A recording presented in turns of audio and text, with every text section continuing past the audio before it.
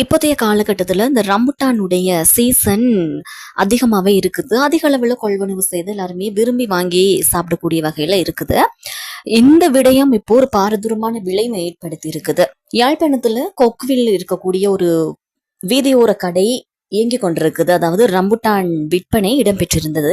அதில் இருக்கக்கூடிய பணியாளர் ஒருவர் மீதுதான் தாக்குதல் நடத்தப்பட்டு கடையும் சேதத்துக்குள்ளாக்கப்பட்டிருக்குது. இது தொடர்பான விரிவான தகவல் சம்பந்தப்பட்ட இடத்திலிருந்து நமக்கு கிடைக்கப்பெற்றிருக்குது. அதாவது இந்த ரம்புட்டான் கடையினுடைய உரிமையாளர் வெளியிடத்தில் இருப்பதாகவும் பெயர் குறிப்பிட விரும்பவில்லை என்பதால் அந்த பெயர் மறுக்கப்பட்டிருக்கின்றது. அதாவது யாழ்ப்பாணத்தில் இல்லாமல் வெளியிடத்தில் அதன் உரிமையாளர் இருந்ததாகவும் அவர் தன்னுடைய கடையை பராமரிக்குமாறு ஒரு நபரிடம் கூறியதாகவும் தெரிய வருகின்றது. இத்தகைய சூழலில் அங்கு விற்பனையின் மூலமாக கிடைக்கப்பெறுகின்ற பணத்தில் ஏதோ ஒரு ஊழல் இடம்பெற்றிருப்பதாக கருதியே உரிமையாளருக்கும் பணியில் அமர்த்தப்பட்டவருக்கும் இடையில் ஒரு கருத்து முரண்பாடு ஏற்பட்டிருக்கின்றது.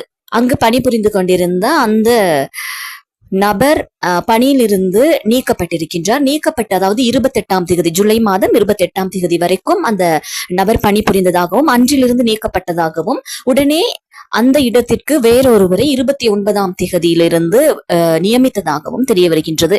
அவ்வாறு இருக்கும் பொழுது குறித்த நீக்கப்பட்ட நபர் அந்த பணியிலிருந்து நீக்கப்பட்ட நபர் நேற்றைய தினம் அதாவது 29ஆம் தேதி நேற்றைய தினம் மது போதையில் இருந்ததாகவும் தன்னை பணியிலிருந்து நீக்கிவிட்டு அந்த இடத்துக்கு வேறொருவை நியமித்ததன் காரணமாக மது போதையில் அங்கு தகராறு செய்துவிட்டு குறித்த கடையும் அடித்து நொறுக்கப்பட்டு இருக்கக்கூடிய ரம்புட்டான்கள் அனைத்தும் சேதமாக்கப்பட்டு அங்கு பணி புரிந்து கொண்டிருந்த நபர் மீதும் தாக்குதல் நடத்தப்பட்டதாகவும் தெரிவிக்கப்படுகின்றது.